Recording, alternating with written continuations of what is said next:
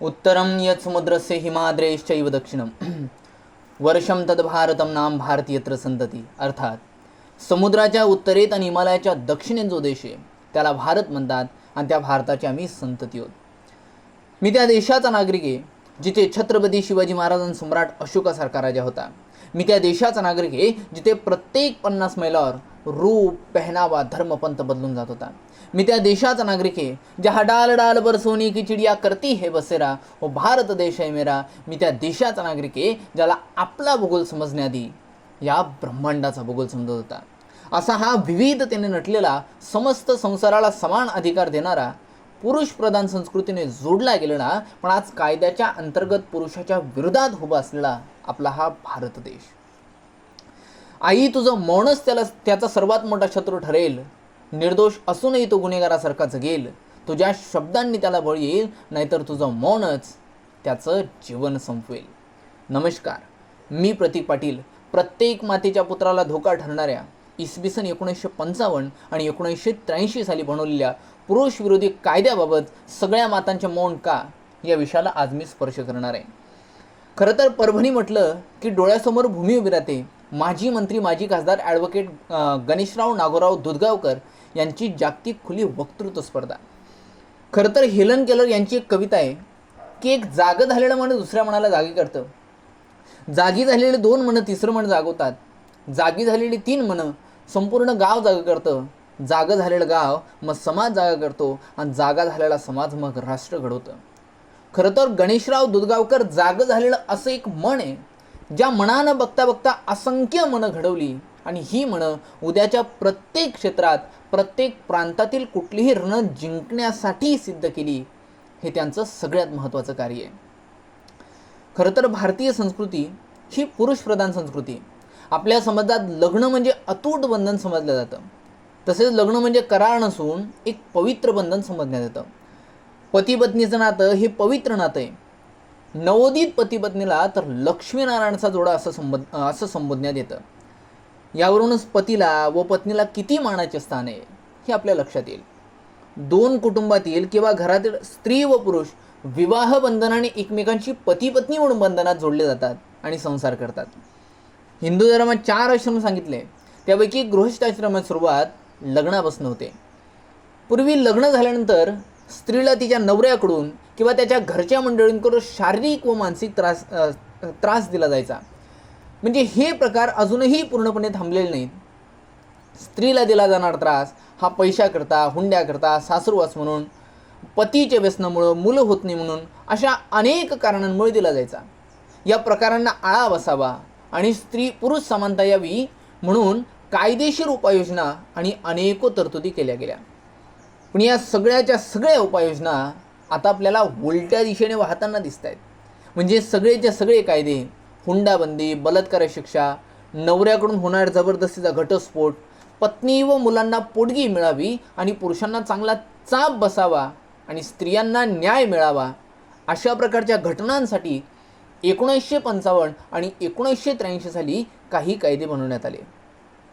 म्हणजे हे कायदे 1900च्या काळात इतके फायदेशीर आणि इतके जबरदस्त ठरले, म्हणजे या कायद्यामुळेच मुलीचे लग्न झाल्यापासून ते 7 वर्षापर्यंत कधीही आपल्या सासरकडचे हुंडा मागत असल्यास त्या विरोधात तक्रार करू शकते आणि पोलिसांकडे मदत मागू शकते.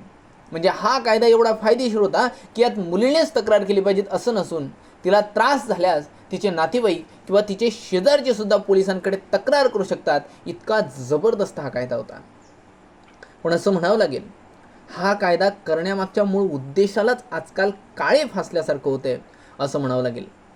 खरं तर कायदा करण्याचा हेतू चांगला जरी असला, पण त्याचा जर स्त्रीने गैरफायदा घ्यायचं ठरवलं तर ती पुरुषाच्या म्हणजे तिच्या नवऱ्याच्या संपूर्ण कुटुंबाचे आयुष्य उद्ध्वस्त करू शकते आणि यालाच पुरुष विरोधी कायदा असं आपण नाव देऊ शकतो. आज माझं या मंचकावर उभं राहून किंवा तुमच्यासमोर बोलून सगळ्या मातांना एकच प्रश्न असेल की आई, तू गप्प का? समाजात एक गोष्ट वारंवार दिसते, जेव्हा बायको एखाद्या पुरुषावर आरोप करते तेव्हा सर्वजण तिच्या पाठीमागे उभे राहतात. पण त्या पुरुषाची बाजू ऐकली जाते का? आणि सर्वात जास्त धक्का बसतो तो तेव्हा जेव्हा स्वतःची आई देखील गप्प राहते. ही भीती, हे मौन यामुळे हजारो पुरुषांचं आयुष्य बर्बाद झाले आणि आजचा विषय याच मौनाविरुद्ध आहे. खरं तर या विषयावर विचार करत असताना हे मन माऊली ज्ञानोबांच्या ज्ञानेश्वरीच्या ओळीकडे धावू लागतं. माऊली ज्ञानोबा खूप सुंदर लिहितात. माऊली म्हणतात की ना तरी बालक बोबडा बोली, का वाकुडा विचुका पाऊली, ते चोज करून या माऊली रिजे जेवी. माऊली म्हणतात एखाद्या आईचा लहानगा मुलगा तिच्यासमोर बोबडं बोलतो, वाकडं तिकडं चालतो, तेव्हा आई त्याच्या त्या कृतीवर मोहित होते. जी आई त्याला लाडाने रिझवते, आनंदाने पाहते, त्याच्या बोबड्या बोलांचं सहर्ष स्वागत करते, तोच आज एका स्त्रीने केलेल्या खोट्या आरोपाच्या कायद्याच्या कचाट्यात सापडतो. जी आई बोबड्या बोलांचं सहर्ष स्वागत करणारी होती, त्याच आईचं आज मौन बघितल्यानंतर वाटतं हे योग्य होते की अयोग्य होते. म्हणजे माऊली ज्ञानोबरांची दुसरी ओवी आम्हाला अशी आठवते की माऊली तिच्यात सांगतात की एथ वडील जे जे करती, तया नाम धर्म ठेविती, त्याची येर अनुष्ठिती सामान्य सकळ.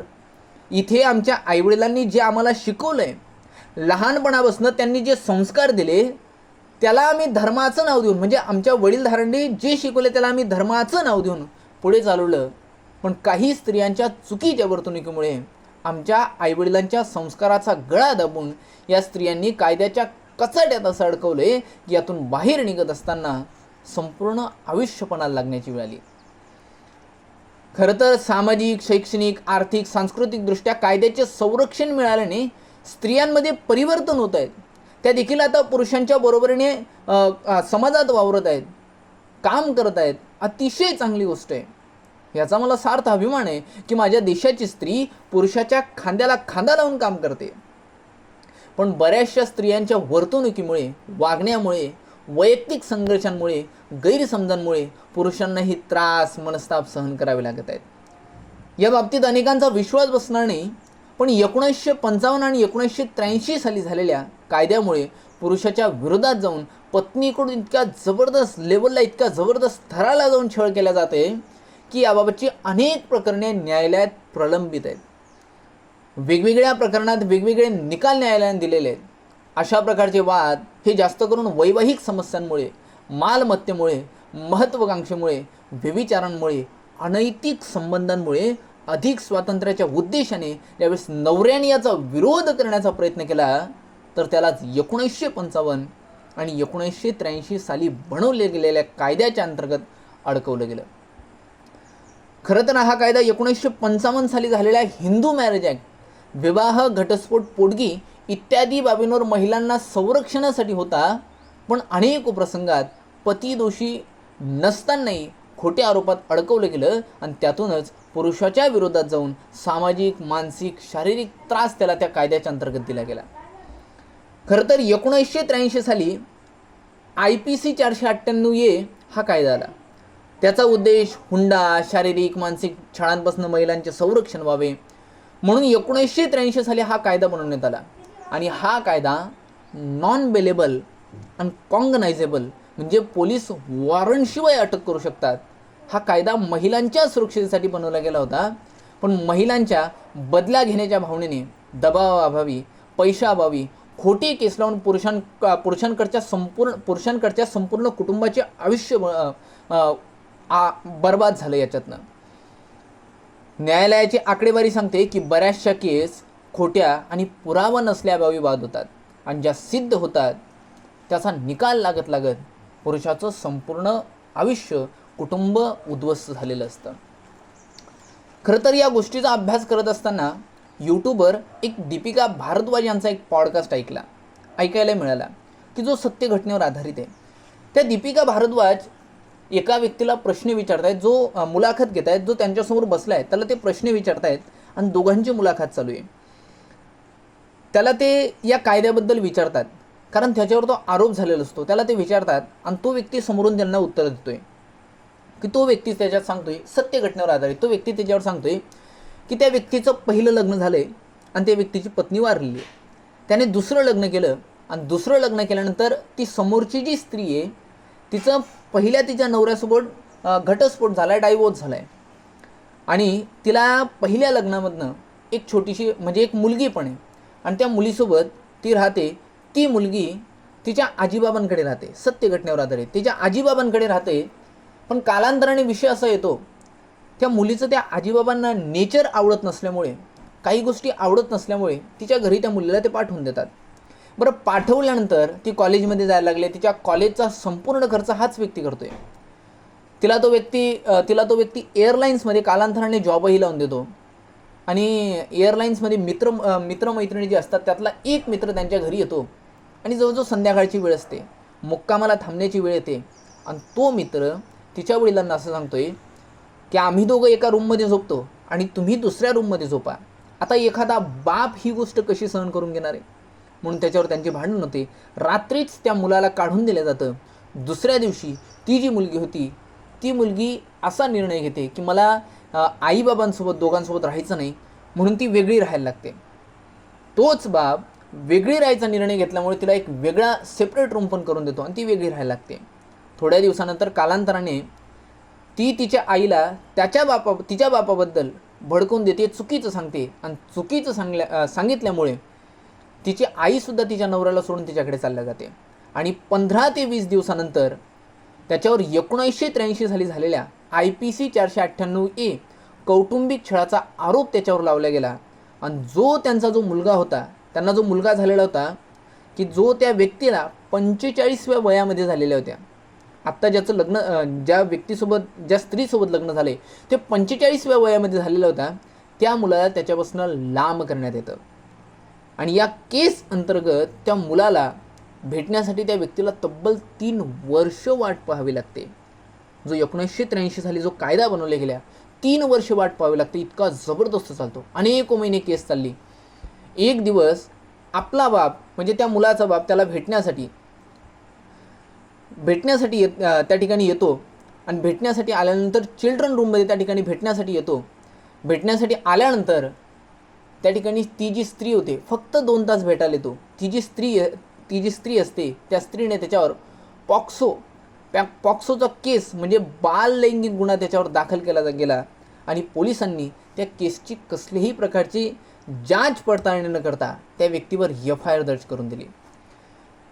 म्हणजे इतका जबरदस्त हा कायदा आहे आणि हा पुरुषांच्या विरोधात उभा आहे. म्हणजे 1983 आणि 1955 साली जे कायदे झाले ते महिलांच्या बाजूने इतके खंबीरपणे उभे झाले की एकेकाळी महिलांना न्याय मिळाला, पण कालांतराने पुरुषांच्या विरोधात जाऊन संपूर्ण परिवार त्याच्यात बर्बाद झाला. एका सर्वेनुसार 498A वर्षभरात 1.25 ते 1.5 लाखापर्यंत खोट्या केसेस कोर्टात जातात. खोट्या रेपचा आकडा जवळजवळ 30 ते 35 हजारापर्यंत आहे. दरवर्षी हजारो विवाहित पुरुष आत्महत्या करतात, कारण खोट्या तक्रारी, बदनामी, तुरुंगवास आणि मानसिक छळ.